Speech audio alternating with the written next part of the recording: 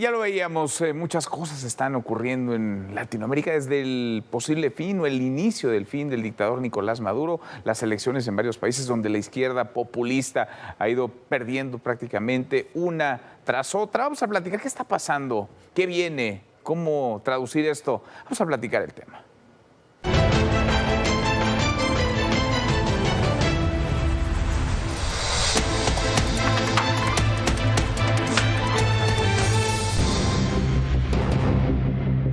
Luego de casi 3 décadas de existencia, la lista de organizaciones terroristas, creada por Estados Unidos en 1997, se ha engrosado hasta superar los 90 penosos, pero sobre todo peligrosos integrantes. En este 2025 se ha engrosado exponencialmente con viejos conocidos de nuestro país, que si los Carteles Unidos, Cartel del Golfo, la Nueva Familia Michoacana, Cartel del Noreste, Cartel Jalisco Nueva Generación y el Cartel de Sinaloa.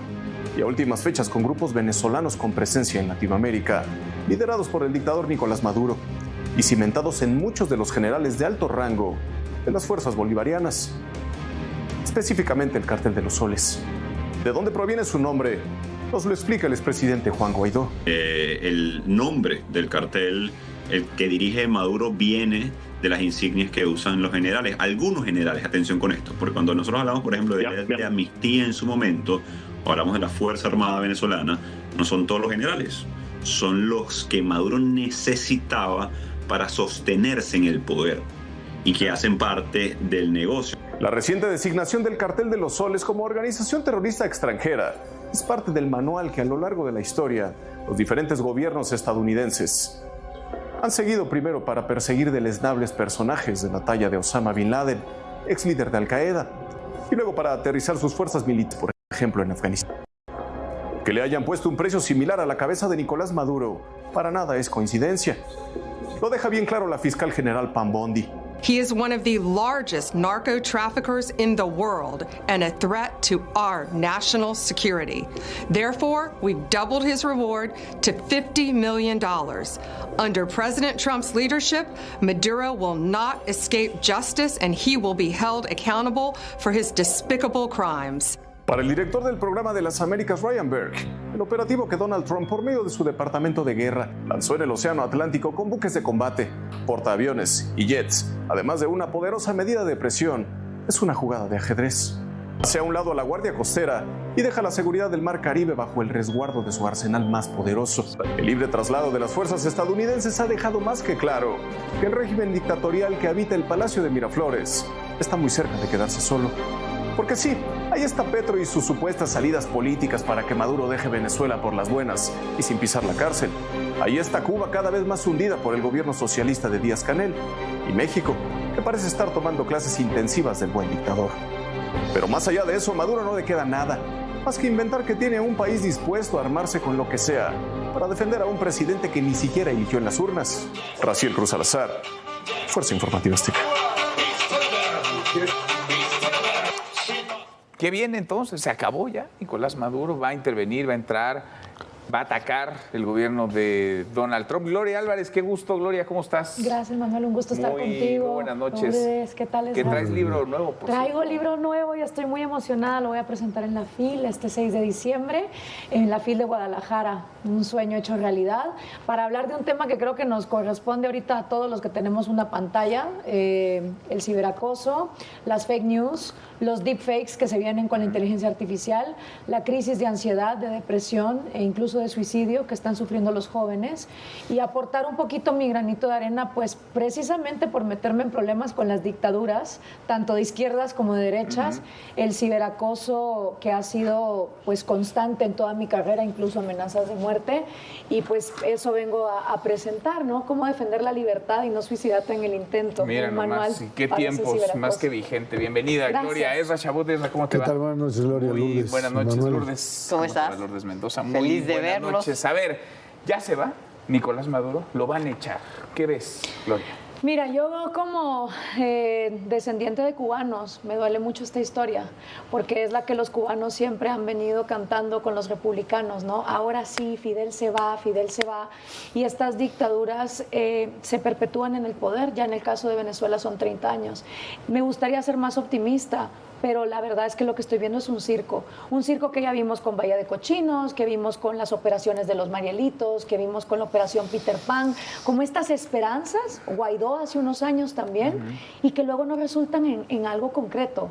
Y la verdad es que me duele porque tanto Trump como Maduro juegan con las poblaciones y hay vidas perdiéndose todos los días, y para ellos solo es un circo mediático. ¿No ves el fin o sí, Ezra?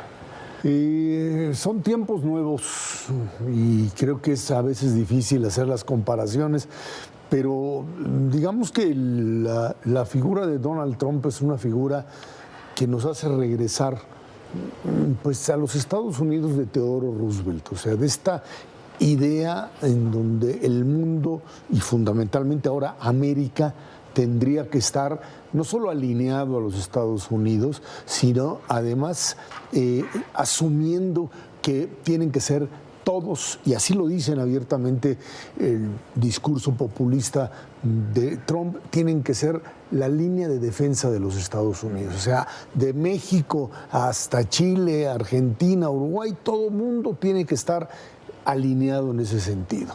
Y de repente intervienen elecciones, empiezan los bandazos hacia la derecha como los dieron hacia la izquierda, lo que no implica mayor democracia en muchos casos, y aquí están atorados. Yo entiendo que el caso cubano es mucho más complejo, pero en el caso venezolano la obsesión de Trump está ligada fundamentalmente a dos cosas. Uno, al discurso abiertamente antinorteamericano de Maduro, y dos, al tema de narcotráfico, que es algo que comparten Venezuela y Cuba. ¿Él lo ven como el líder de un grupo criminal? Sí, claro. No solamente el como cártel de los soles, sí. Como líder criminal, narcoterrorista. Bueno, voltea a ver, si nos pues que ahora hay que irse a la historia, el caso Noriega en Panamá, por ejemplo, ¿no? Porque ahí sí hubo una invasión norteamericana y finalmente ahora, fue derrocada. Si aquí va a intervenir Estados Unidos va a ser relativamente pronto, ¿no? Quién sabe, vete a saber. Eso es un volado. Eso quisiéramos saber y eso quisiéramos ver y vivir ya en pronto. Pero hay algo que no podemos negar y es el petróleo que hay en Venezuela, y son 300,000 barriles de petróleo diarios que pueden desestabilizar la economía mundial, y yo creo que Trump en ese momento también está tomando en cuenta que pues, tampoco puedes echar al mar ahorita 300,000 barriles porque se iría para abajo el precio del petróleo, pero en el Inter le dieron el Nobel a María Corina. Entonces creo que sí es un reconocimiento de decirles, sabemos de su lucha, sabemos lo que han hecho en estos 26 años, aguántenos tantito. ¿Y por qué aguántanos tantito? Porque Trump, como sabemos, ya no se va a reelegir, viene Marco Rubio, y que sería preciosísimo sacar a Maduro. Pero tú ves todo este despliegue, barcos, aviones, en el Caribe, frente a las costas de Venezuela, para aguantar tanto tiempo. Es que todos los días vemos que ahora sí, y todos los días estamos pendientes de Venezuela desde el día de las elecciones. Bueno, hablaron ya por teléfono Maduro y Trump. Pues sí, pero desde el día de las elecciones salieron todos los venezolanos a decir, aquí están las pruebas, ganamos, y ese día dijimos, ahora sí ya se acabó, y no se acabó. ¿Y qué vas a hacer con 300,000 barriles de petróleo diarios afuera? El precio del petróleo se te va a desplomar. Entonces creo que también tiene que ver con un tema económico-financiero. Yo me imagino que, pero nada más, es un juego transaccional. O sea, Trump actúa como un empresario que está negociando, y por eso es que cada día cambia la jugada. No estás hablando de alguien de la política frente, además, a otro. ¿Qué está negociando en este caso, en el caso de Venezuela? ¿Qué puede estar negociando? La posición está buscando sacar al grupo Maduro. Acuérdate que Venezuela es el espacio de Irán, y de es el espacio de Rusia, es el espacio de China, es la entrada a América Latina de antinorteamericanos, en donde, pues desde el punto de vista de Trump, tendrían que ser básicamente sacados de la jugada, y creo que así juega. Lo que dice es bien interesante. ¿Por qué hay esta obsesión de los Estados Unidos de tener a toda Latinoamérica alineada para tener un solo bloque en una nueva Guerra Fría 2.0 con China, con las nuevas potencias? Porque también hay que entender a Estados Unidos como un imperio, así como Roma cayó en sus últimas. O sea, el imperio está en decadencia, no está en su mejor época. Y sí es verdad que Estados Unidos está obsesionado con mantener una hegemonía latinoamericana, pero, y obviamente yo no soy objetiva al hablar de esto, El caso de Cuba es fundamental porque Cuba es el autor intelectual que mantiene las dictaduras venezolanas, nicaragüenses, incluso toda la estrategia de la 4T. Sabemos que la inteligencia cubana está ahí presente. Y el otro es el narcotráfico. Yo misma he dicho que lo que hay en Venezuela, desde que está dolarizado, porque ahí te va, tú no querés una dictadura, pero permitís su dolarización. Es un narcosocialismo dolarizado, donde hasta que no despenalicemos el mercado de las drogas, y por un lado te dicen, sí, la lucha del narcotráfico, ¿cuál lucha? Si las drogas siguen siendo ilegales, es el combustible junto con el petróleo de estas dictaduras. Entonces pareciera que lo que escriben con la mano lo borran con el codo, porque por un lado es sí, con el gobierno de México sí, pero perdonemos a Orlando de Honduras por narcotráfico, pero invadamos Venezuela. Entonces sí estoy de acuerdo con Ezra, se está buscando desesperadamente una hegemonía, pero no creo que se va a lograr si solo apuntamos a Venezuela, porque es lo mismo que les pasó en Irak.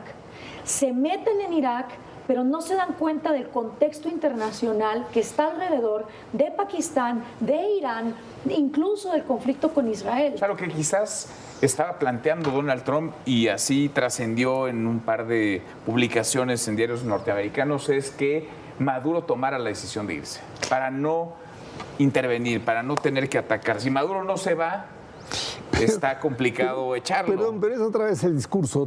Trump se sienta, habla con Maduro. ¿Y qué le dice? A ver, te garantizo tú, tu familia y tu lana, y te sacas esto y esto y esto. Y el otro me contesta que pues que sí, pero que necesita más protección, que necesita que pues le dejen como encargada del despacho, ya ves que aquí así se hace, a Delcy Rodríguez, que es a la vicepresidenta. Pues no, obviamente están jugando a dos negocios diferentes, en donde uno es un político ideologizado, vinculado con lo que tú quieras, Irán, Rusia, narcotráfico, etcétera, y el otro es un negociante. Bueno, los que está tentáculos llegan hasta México. Pesos y centavos, sin duda alguna. Sin duda alguna. Políticos, ideológicos, criminales. Así es. Sin el narcotráfico. El narcotráfico, en su momento decía el presidente Andrés Pastrana, colombiano, decía, es que es una narcodictadura, y todo el mundo en México decía, pero ¿cómo? En esos tiempos de Delcy Rodríguez, y entonces decíamos, pero ¿cómo? Sí, apoyados con el cártel de Sinaloa de México. Hoy lo vemos claramente, pero tuvo que pasar un chorro de años para eso. Pero acabamos de tener hace poquito, la semana pasada, para no irnos más lejos, un evento sobre presos políticos, y decían que los presos políticos es los ciudadanos, que todo el mundo cuando dices presos políticos piensas en un político que está preso, y no, es un ciudadano que tuvo la osadía de alzar la voz, y que el dictador dice, o el régimen dice, ¿cómo tuviste la osadía de alzar la voz para defender tus derechos? Y nada más para darles unos datos, ¿sabes cuántos presos políticos hay en Cuba? 1,185. Muchos o pocos. Venezuela tiene más de 1,000. Nicaragua tiene 77, pero 32 de esos 77 están desaparecidos. En Irán, este año, solamente este año, hubo 1,000 ejecutados por alzar la voz contra el régimen. Rusia lleva más de 1,100 presos políticos. Bielorrusia, 1,200. ¿Y saben cuántos civiles ucranianos lleva Rusia detenidos? 1,800. Sí. Entonces ahí está, es el poder económico con el poder de los narcos. Por eso es fundamental que nunca te quiten la libertad de expresión, la ley mordaza y estas cosas que los dictadores están obsesionados con primero callarte la boca, porque si te callan por ahí, todo lo demás va cayendo en un efecto dominó. Y yo creo que me gustaría ser más positiva, y ojalá de verdad me equivoque, pero siento que esto pasó en el 2015, justo hace 10 años, cuando tuvimos un rebote pendular de ese socialismo del siglo XXI, y Macri estaba en Argentina, y Duque en Colombia, y Piñera en Chile, y Bolsonaro en Brasil, y el mismo Trump en la Casa Blanca, y fue de, oh sí, ya nos quitamos al socialismo encima. Y vuelve otra vez, péndulo, y vuelve con más fuerza. Bueno, hemos visto cómo ha perdido la izquierda populista las elecciones del 24, del 25, prácticamente todas. Pero las perdieron en 2015, y la derecha lo hace tan mal? Si es que le podemos llamar derecha, ¿va? Porque luego te dicen, el PRI es de derechas, está en la Internacional Socialista, pero bueno, con esos, guardando esas diferencias, es entender que lo que pasó en 2015 era una gran oportunidad para las oposiciones de este continente. ¿Y por qué no se hizo ahí? Y me duele ver que la gente, 10 años después, está todavía más hundida en las dictaduras, porque las dictaduras, conforme va pasando el tiempo, son como los pañales. Más tardas en cambiarlas, más apestan. Y entonces digo yo, ¿por qué si había esta oportunidad hace 10 años, llegando Trump en 2016, por qué no se hace en ese momento? Oye, tuvimos hasta una reunión en Cancún, en donde se agarra a Delcy, se agarraron Videgaray con Delcy en aquellos entonces, y se tenía todo planchado para poder sacar a Maduro. ¿Y qué sucedió? Pues que el grupo de la CONCACAF, pues nunca lo vieron que fuera, agarraron un avión y fueron dejando, ¿no?, las maletas de dinero a los países centroamericanos, y ellos levantaron la mano y dijeron, no hemos visto perfectamente bien el proyecto que hizo México, va para atrás, vamos a estudiarlo, y echaron todo para atrás, que era un momento justo como ahorita. Pero es que esto tiene que ver con la necesaria adicción al poder por parte de políticos latinoamericanos. ¿Y a qué me refiero?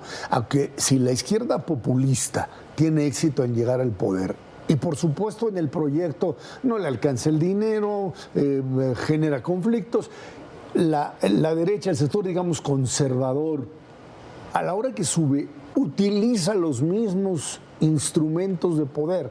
O sea, vuelve otra vez a repetir la idea de un hombre fuerte, una clase política que empiece a controlar todo.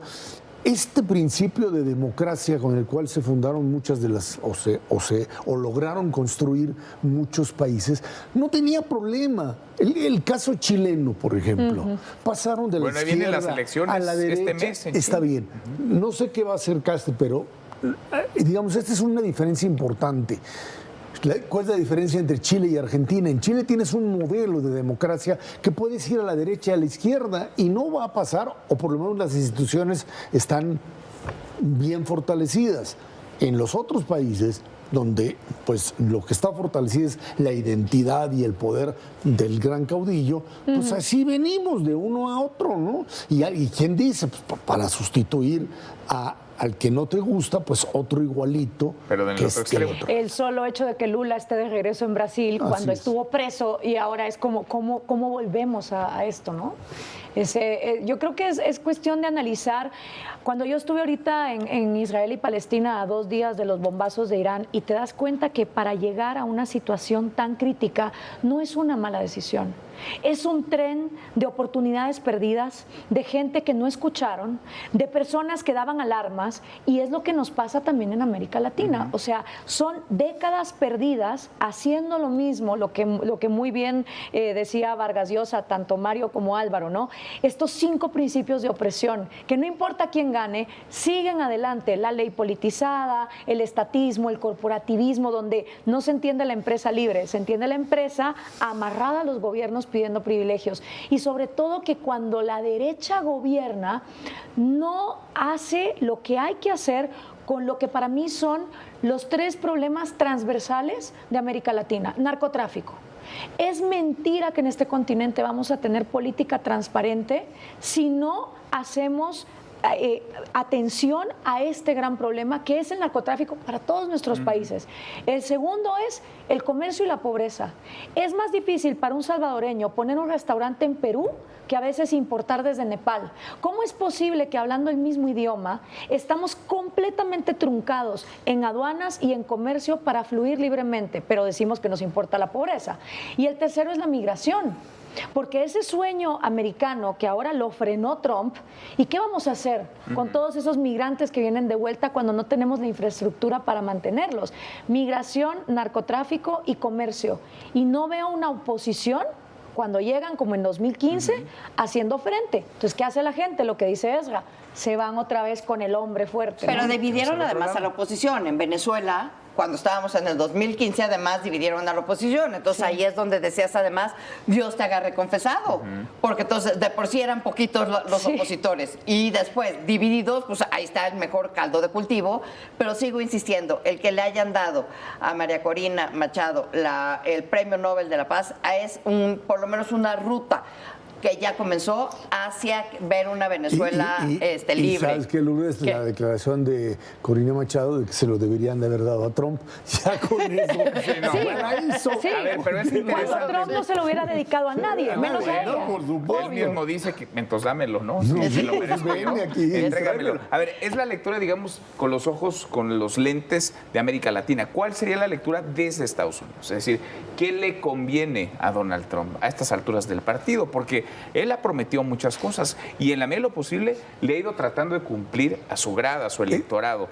Le conviene meterse en Venezuela, le conviene echar al dictador, a Nicolás Maduro. Trump construye una narrativa que no importa lo que pasa en realidad en los hechos. Él dice que ya resolvió 8 conflictos en el mundo. Ya no sabe tanto. Ya todas las guerras las ha desactivado. Lo de Irán, lo de Ucrania, ahorita voy a ver cómo le hago. No es, digamos, no se puede identificar en este momento un modelo norteamericano más o menos racional de acción porque estás gobernado también por un modelo populista. Llámalo de derecha o de izquierda porque gira a lo que sea. Y cuando tienes un modelo populista no hay absolutamente nada que hacer. Nada que hacer. Lo que hoy le conviene a Donald Trump es que Maduro se vaya por las buenas, le conviene y a él. Colgarse la medalla. El colgarse la medalla y que Venezuela se salve. ¿Pero qué va a pasar con los 300,000 barriles de petróleo? Pues cambiarán de manos, pero seguirán. No cambian de manos. Además, Estados Unidos tiene la posible capacidad para producir una mucho mayor cantidad de petróleo. Ay, sí, ajá. Pues por eso existe la OPEP. Lourdes, gracias. Al contrario. Ezra, muchas gracias. ¿Qué día entonces en la FIL? El 6 de diciembre estamos en la FIL este sábado a las 4 de la tarde. Gloria, gracias. Muchas gracias. Muchas gracias. Gracias a los tres. Gracias por vernos. Hasta mañana. Pásenla muy bien.